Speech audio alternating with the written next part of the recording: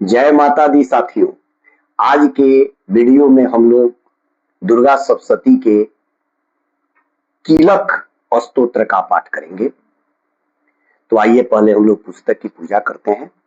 ओम नमो दिव्यै महादिव्यै शिवायै सततं नमः। नमः प्रकीर्त्यै भद्रायै नियताः प्रणताय स्मताम्। अथ कीलकम्। ओम श्री कीलक मंत्र सनुष्ठुछंद श्री महासरस्वती देवता श्री जगदम्बा प्रीत्यर्थम सप्तशती पाठांत्वेन जपे विनियोग। चंदनस्य महत पुण्यं पवित्रं पापनाशनमयापदामहर्ते नित्यं लक्ष्मीस्तिष्ठति च सर्वदा। लक्ष्मीस्तिष्ठति च सर्वदा। ओम नमः चंडिकायै माता। ओम नमः चंडिकायै मार्कंडेयवाच। ओम विशुद्ध ज्ञान ध्याय त्रिवेदी दिव्यचक्षुस्र प्राप्ति निमित्ताय नमः सोमार्धधारिणे सर्वेत नियंत्रणामभिकीलिकं स्वपि क्षेमवाप्नोति सत्तं जाप्य तत्परः। सिद्धंतामुचात्मा देवे वस्तूनि सकलान्यपि एतेन स्तुतां देवी स्तोत्रमात्रेण सिद्ध्यते। न मंत्रो न स्नं तत्र न किंचिदपि विद्यते विना जापेन सिद्धेत् सर्वमुच्चाटनादिकम्। संग्राम्यपि सिद्ध्यन्ति लोकशङ्कामि मगर कृत्वा निमन्त्रयामास सर्वमिदं शुभम्। सरयस्तु जप्यमानस्मिन् स्तोत्रे सम्पत्तिरुच्यय भवतेव संग्रापि ततः प्रारम्भमेव तत्। ऐश्वर्य प्रसादेन सौभाग्य आरोग्य संपदा शत्रुहानि परो मोक्षस्तु तेषां न किंजनय। ओम नमः चंडिकायै स्तोत्रं चंडिकायास्तु तच्च गुप्तं चकारस। स्तोत्रं चंडिकायास्तु तच्च गुप्तं चकारस समाप्य च पुण्यस्य तं यथावनियन्त्राणां स्वपि क्षेमं वाप्नोति सर्वमेवं न संशयः। कृष्णमयामवा चतुर्दश्यामष्टमयामवा समाहिता ददाति प्रतिगृणाति नामतैः सा प्रसीदति। इत्थं रूपेण कीलेन महादेवेन कीलितम्। यो निष्किलां विधायिनां नित्यं जपति संस्फुटं स सिद्धः स गुणस्वपि गन्धर्वो जायते नरः न च वैक्वाप्य जायते नोपमृत्युः समयाति मृतो मोक्षं वाप्नुयात्। ज्ञात्वा प्रारम्भ कुर्वीत न कुर्वाणो विनश्यति ततो ज्ञातु संपन्निदं प्रारम्भते बुधया सौभाग्यादि च यत्किंचित् दृश्यते ललनाजने तत्सर्वं तत्प्रसादेन तेन जाप्तमिदं शुभम्। समयस्तु जप्यमानस्मिन् स्तोत्रे सम्पत्तिरुच्यय भवतेव संग्रापि ततः प्रारम्भमेव तत्। ऐश्वर्य प्रसादेन सौभाग्य आरोग्य संपदा शत्रुहानि परो मोक्ष अस्ति तेषां न किंजनयः। ओम नमः चंडिकायै माता भगवती दुर्गा। ओम नमः चंडिकायै माता। ओम नमः चंडिकायै। तो आदरणीय भक्तगणों, इसे मैं हिंदी में भी पढ़ के सुना रहा हूं क्योंकि जिन हमारे साथी को अगर संस्कृत समझने में दिक्कत हो रही है वो हिंदी में भी मैं इसका पाठ कर रहा हूं, हिंदी में भी वो लोग समझ लेंगे। ओम चंडिका देवी को नमस्कार है। मार्कंडे जी कहते हैं विशुद्ध ज्ञान ही जिनका शरीर है, तीनों वेद ही जिनके तीन दिव्य नेत्र हैं, जो कल्याण प्राप्ति हेतु हैं तथा अपने मस्तक पर अर्ध चंद्र का मुकुट धारण करते हैं, उन भगवान शिव को नमस्कार है। मंत्रों का जो अभिकीलक है अर्थात मंत्रों की सिद्धि में विघ्न उपस्थित करने वाले साप रूपी कीलक का जो निवारण करने वाला है, उस सप्तशती स्तोत्र को संपूर्ण रूप से जानना चाहिए और जानकर उसकी उपासना करनी चाहिए। यद्यपि सप्तशती के अतिरिक्त अन्य मंत्रों के जप में भी जो निरंतर लगा रहता है वह भी कल्याण का भागी होता है, उसके भी उच्चाटन आदि कर्म सिद्ध होते हैं तथा उसे भी समस्त दुर्लभ वस्तुओं की प्राप्ति हो जाती है।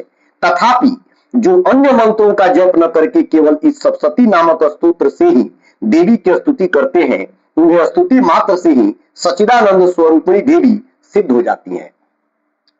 उन्हें अपने कार्य की सिद्धि के लिए मंत्र, औषधि तथा अन्य किसी साधन के उपयोग की आवश्यकता नहीं रहती। बिना जप के ही उनके उच्चाटन आदि समस्त आभिचारिक कर्म सिद्ध हो जाते हैं। इतना ही नहीं, उनकी संपूर्ण अभिष्ट वस्तुएं भी सिद्ध होती हैं। लोगों के मन में यह शंका थी कि जब केवल सप्तशती की उपासना से अथवा सप्तशती को छोड़कर अन्य मंत्रों की उपासना से भी समान रूप से सब कार्य सिद्ध होते हैं, तब इनमें श्रेष्ठ कौन सा साधन है। लोगों की शंका को सामने रखकर भगवान शंकर ने अपने पास आए हुए जिज्ञासुओं को समझाया कि यह सप्तशती नामक संपूर्ण स्तोत्र ही सर्वश्रेष्ठ एवं कल्याणमय है।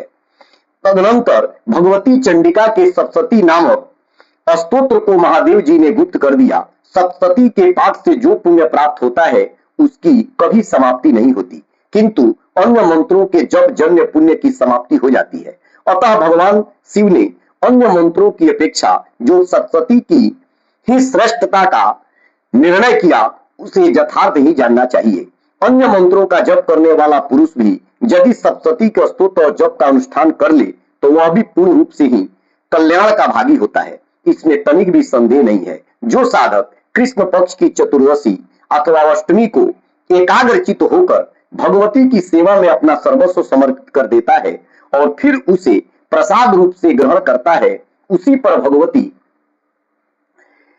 प्रसन्न होती है, अन्यथा उनकी प्रसन्नता नहीं प्राप्त होती। इस प्रकार सिद्धि के प्रतिबंध रूप कील के द्वारा महादेव जी ने इस स्तोत्र को किलित कर रखा है। जो पूर्वोक्त रीति से निष्किलन करके इस सप्तशती स्तोत्र का प्रतिदिन स्पष्ट उच्चारण पूर्वक पाठ करता है वह मनुष्य सिद्ध हो जाता है, वही देवी का पार्षद होता है और वही गंधर्व भी होता है। सर्वत्र विचरते रहने पर भी इस संसार में उसे कहीं भी भय नहीं होता, वह अपमृत्यु के वश में नहीं पड़ता तथा देह त्यागने के अनंतर मोक्ष प्राप्त कर लेता है।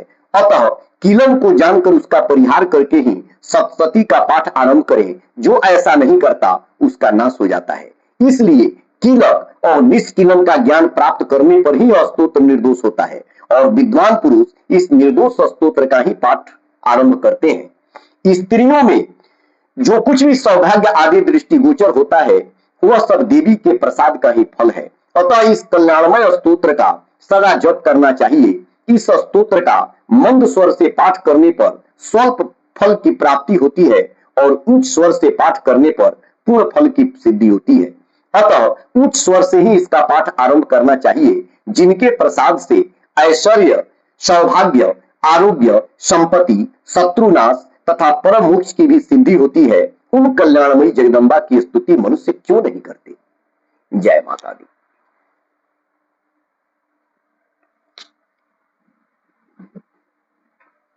तो भक्तजन, यदि अभी तक आपने मेरे चैनल को सब्सक्राइब नहीं किया है तो कृपया इसे आप सब्सक्राइब कर लें, लाइक करें, कमेंट करें और फेसबुक पर देख रहे हैं तो फॉलो करें, ताकि इस तरह का जो नेचुरल और जेन्युइन वीडियो है यूट्यूबर लोग इसकी तरफ मुखातिब हो।